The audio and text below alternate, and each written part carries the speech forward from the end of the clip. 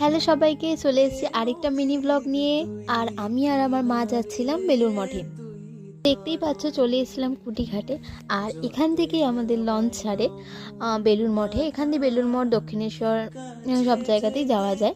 আমরা সকাল সকালই বেরিয়ে গেছিলাম, প্রায় 9টা নাগাদ বেরিয়ে গেছিলাম।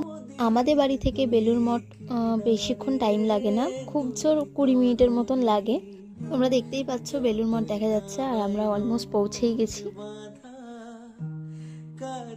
একদিন ধরেই ভাবছিলাম আমি আর মা কোথাও একটু বেরিয়ে আসি।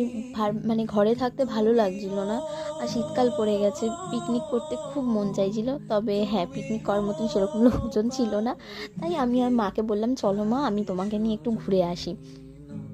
আমাদের কাছে পিঠের মধ্যে বলতে গেলে বেলুড় মঠ আর নলে দক্ষিণেশ্বর। জানি সেরকম এক্সাইটমেন্ট কিছু নেই আমাদের ব্লগে, তো এইটুখানি অ্যাডজাস্টমেন্ট করে নিও মা আর মেয়ের ব্লগে।